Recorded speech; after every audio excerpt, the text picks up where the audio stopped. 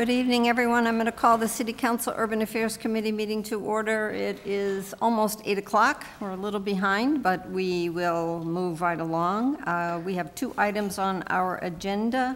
I am going to take them out of order and take up order number 24-100-9099, the application for a special permit from Alta Behavioral Health, LLC, to operate a non-residential outpatient facility licensed under 105 CMR 164 as a substance abuse treatment program in an existing building at 400 Donald Lynch Boulevard.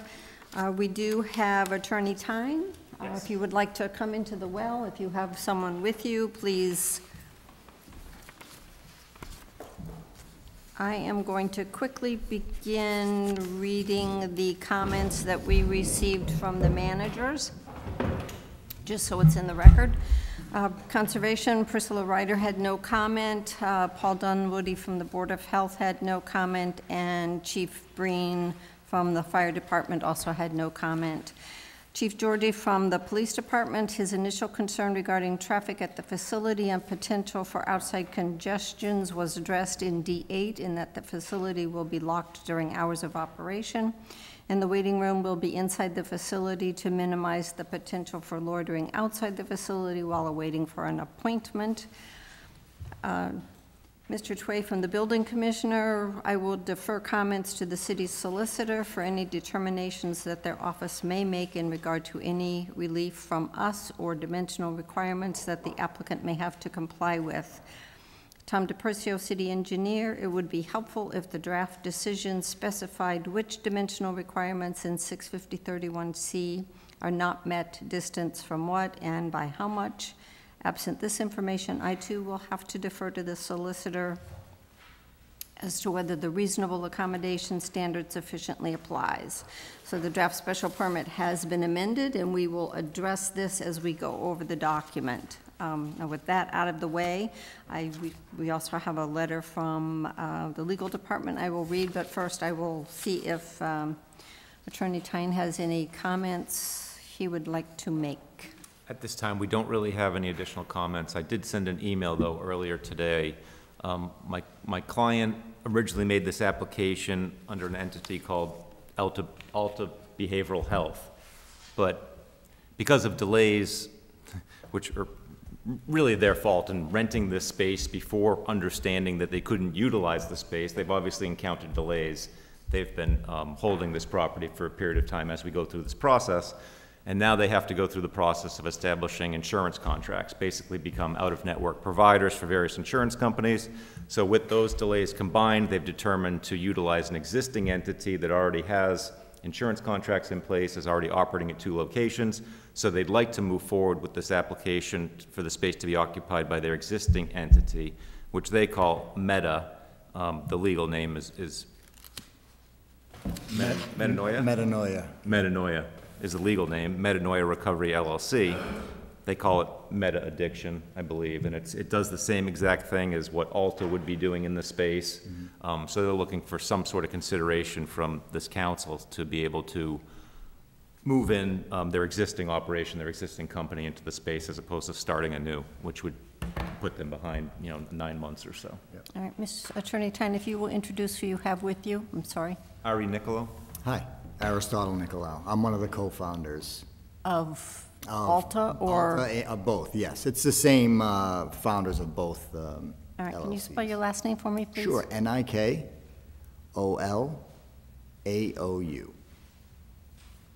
Thank you. All right, so a quick conversation with legal has me requesting that if the council is approving anything, it would be approving the special permit for Alta, because that's who we had the public hearing with, that's who the document's made out to. Once it would be recommended by this body for approval, it would be referred to legal. They can then look at whether there can be any changes made, or if in fact it has to be made to Alta with the potential of a sublease, which I think was also part of a communication. So those are beyond the scope of what this body will be talking about tonight. I think we have enough issues with just the information that we have for the request for the special permit. So I'm going to open it up for anybody who has any beginning questions. Otherwise, I'm going to read the letter from legal and then go through. Councilor Landers. I had a few concerns until I read Chief George's memo. I think he cleared up any doubts that I have. You know, the fact that it's gonna be a locked building. And I think I knew from hearing that, you know, it would be... I knew from the public hearing that it would not... It's on. Speak closer to it. Oh. You know, I knew from the public hearing that it would be locked during the day. So he brought up the 2 or 3 concerns I had, Madam Chair, so I'm comfortable. The name change didn't bother me too much. I guess the marriage didn't last too long, but that's all right. Thank you, Madam Chair. Any other questions before we begin? Councilor Doucette. Thank you very much, Madam Chair. Just for clarification, this is only going to be regarding opioid addiction services, or? No, this is alcohol, drugs, mental health, behavioral health. Okay, so broader scope than just that. Yep, Okay, thank you for that clarification. my pleasure. Anybody else? Councilor Ossing. Thank you, Madam Chair. And I just want to make sure, when we go through the decision, to reference the actual floor plan, because normally we have drawings that we go reference, and here it just says, go see the application package. We'll never find that if it's not part of the actual special permit. So I just asked the Urban Affairs Committee to consider that as you're going through this. Thank you. I have it marked in my notes, and I understand that we now have 2 documents on legal size that will be a part of the package. Thank you, Madam Chair. All right, I'm going to read the letter that we received from the legal department. Dear Honorable President Ossing and councilors, you have asked for legal opinion regarding whether the City Council may grant the above referenced special permit with a waiver of the zoning requirements prohibiting narcotics detoxification and/or maintenance facilities from being within 1,000 feet of a school. The applicant has requested this waiver as a reasonable accommodation under the Americans with Disabilities Act, 42 U.S.C. Section 12132. In my opinion, the City Council may grant the waiver. It is well settled that individuals in recovery from substance abuse qualify as disabled for purposes of the ADA. He's doing a reference that I'm not going to read. Therefore, in interpreting similar zoning schemes, courts have held that zoning laws facially violate the ADA when they impose requirements on narcotic treatment facilities that do not apply to similar uses unless a, quote, legitimate non-discriminatory reason, unquote, justifies the differences. Again, a legal citing. Under the City of Marlborough zoning ordinances, use similar to the proposed use, such as medical offices, clinics, and dental clinics, are not required to be a particular distance from schools in the districts allowing them. Further, it is unclear that a legitimate non-discriminatory reason has justified the 1,000-foot regulation. In my opinion, the 1,000-foot regulation is therefore susceptible to legal challenge under the ADA. And recognizing this, the applicant has asked that the City Council waive the 1,000-foot regulation as a reasonable accommodation under the ADA. The ADA requires that, quote, a public entity make reasonable modifications in policies, practices, or procedures when the modifications are necessary to avoid discrimination on the basis of disability, unless the public entity can demonstrate that making the modifications would fundamentally alter the nature of the service program or activity. Whether a request for an accommodation is reasonable, therefore requires a case-by-case evaluation. In the zoning context, courts have held that a plaintiff is not entitled to a waiver of a zoning or building code rule if the waiver is so at odds with the purposes behind the rule that it would be a fundamental and unreasonable change. In my opinion, it is permissible for the City Council to find that waiving the 1,000-foot regulation for this application, which involves a proposed use in an existing office building that is hundreds of feet away from the school in question and across a major double-laned roadway would not be a fundamental and unreasonable change to the zoning scheme. I'm happy to review the draft decision to incorporate the waiver. Please contact me if you have any questions or concerns. Respectfully, Jeremy McManus, Assistant City Solicitor. So with that, you should all have a copy of the decision on the special permit. Again, it does indicate that it is for Alta Behavioral Health, a Massachusetts limited liability company. It has the information about the public hearing that we held on March 25th. We will put today's date in number 7, talking about the Urban Affairs Committee meeting. Number 8, applicant provided further written and oral documents at the meeting tonight. Number 9 is really the meat of this. The applicant has requested a reasonable accommodation under state and federal law with respect to its proposed use at the premises, specifically relief from Marlborough zoning ordinance Article 6, Section 650-31C, which imposes distancing requirements for the proposed use at the premises which may impair or prevent the proposed use due to the proximity of facilities of the type identified in subsection C of Section 650-31 of Article 6. The premises do not meet the distancing requirements of subsections C2A and C2B, as the premises will be located within 1,000 feet of a school, Crossroads School, 295 Donald Lynch Boulevard, and likely a recreational facility given the broad definition in Section 512-2 of the Code of the City of Marlborough. Number 10, the applicant argues that a municipality is required to reasonably accommodate disabled persons by modifying its zoning policies, practices, and procedures and may not intentionally discriminate against disabled persons. Citing a case, a public entity shall make reasonable modifications in policies, practices, and procedures when the modifications are necessary to avoid discrimination on the basis of disability, unless the public entity can demonstrate that making the modifications would fundamentally alter the nature of the service program or activity. The failure to provide a reasonable accommodation that is reasonable and necessary is discrimination. So we have the findings of facts and take the following actions.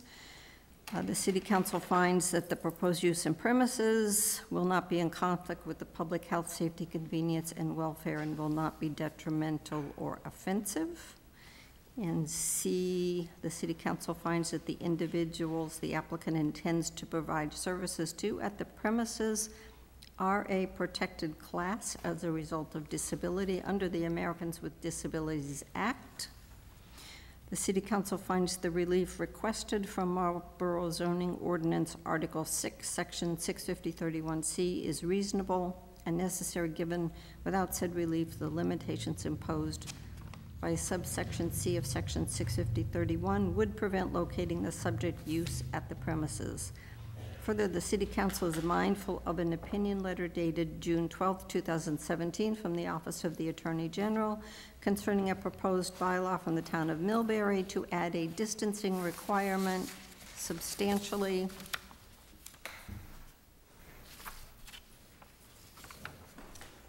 similar to that existing in the subject Article 6 of the city's code and the concerns expressed by the Attorney General with said distancing requirement. Section D just has us pursuant to our authority granting the special permit to operate a non-residential outpatient facility licensed under 105 CMR 164 with the following conditions. Number 1 is compliance with building regulations. Number 2 is the applications and the documents. This is what Councilor Ossing was referring to. All plans, drawings, site evaluations, and documentation provided by the applicant as part of this special application are herein incorporated into and become a part of this special permit and become conditions and requirements of the same. So we did receive floor plans And there was another document. Yeah, Madam Chair, so it was the floor plans that Attorney Tyne submitted along with what I call the layout of the buildings. In other words, these floor plans where they actually are shown in the first floor of 400 Donald Lynch Boulevard. So those two pieces of paper should be specifically identified so that someone can find them later on and not try to find the special permit. And I would assume that when this goes to legal, that they will probably give them an exhibit number or an exhibit letter and incorporate them as part of the document. But everybody did receive them, so they are aware of where this is and what the building looks like. Nope, these numbers are wrong. There's no number 3. So those will be corrected to compliance with local, state, and federal laws. The applicant agrees to comply. Number 4, incorporation of plans and drawings. So again, those will all be incorporated as part of the special permit. Compliance with signs with the sign ordinance. All building signage at the subject location shall comply with the sign ordinance of the City of Marlborough. Fire protection systems shall be acceptable in all respects to the City of Marlborough Fire Chief. Safety, the applicant's premises will be locked even during program hours. The front desk will be staffed during program hours, and patients will be required to sign in and out. The waiting area will be used within the premises to minimize congestion and wait time outside the premises for pickups. And finally, our standard that this has to be recorded with the Middlesex South Registry of Deeds. Are there questions on any of the language of the special permit? As read. Is there a motion? Madam Chair? Councilor Vidal. Thank you, Madam Chair. In a previous life, I worked at Community Health Link in Worcester, which is very similar to the organization that you're asking permission to open up. And with the clients that we served, it seemed like a high level of them smoked cigarettes at a much higher percentage than those in the general population. Mm-hmm. Where in your facility will they be smoking? I mean, not within it, but like outside, because they're gonna smoke cigarettes. So, I wish I can, I know we had discussed it with the landlord, and he suggested a specific location that was, kind of deeper into so on the entrance to the building, it's the back entrance, and there's a huge parking lot. There's only about 3 cars that park there. So he suggested a little bit further away, from the side entrance where people will be going into the building. So it's gonna be away from everybody else. And that's always a concern that we have whenever we start up a new facility, is just, I'm a former smoker, no offense to anyone who smokes in here currently, but it does not look good. And, you know, the last thing we want is groups of people kind of hanging around the building smoking cigarettes. So that's why we always try to set up a far enough away location, so that if they do smoke, they'll go out there, they'll have their own kind of designated area. With usually a bucket, an ashtray out there, to put out their cigarettes as well. Thank you. Councilor Doucette? Motion to approve as amended? And it's been moved and seconded to approve the special permit as read through. Are there further questions, further discussion? Seeing none, all those in favor? 1, 2, 3, 4, 5. All right, so this will get referred to the legal department. We meet on Monday. I could suspend to have it referred, or I could just report this out and it would be at the next meeting. Are you in a hurry to get this moving? Kind of, yes. Okay, it'll be up to the full council, whether they will approve the suspension, but typically that's not really an issue. So then the document would be on hopefully the following agenda for the full council to vote. Thank you. Thank you. Thank you very much. All right. It's appropriate to get a motion to adjourn. No, the sign. Sign. The sign. Oh, geez, I'm so anxious to go home and, Watch the Celtics game. I know, well, it's like, okay, sorry about that. We have We're gonna a go through the second trouble item of on staying our here. We're getting it all agenda. done. Order number 23-100-9035, a communication from Viewpoint Sign and Awning on behalf of Best Western Royal Plaza Hotel for replacement of freestanding EMC sign at 181 Boston Post Road West. It has been requested by the legal department that this remain on the agenda for future meeting and discussion.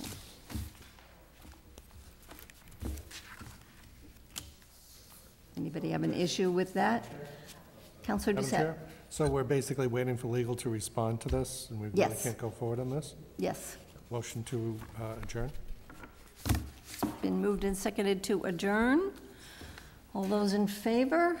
1, 2, 3, 4, 5. We are adjourned at 8:18.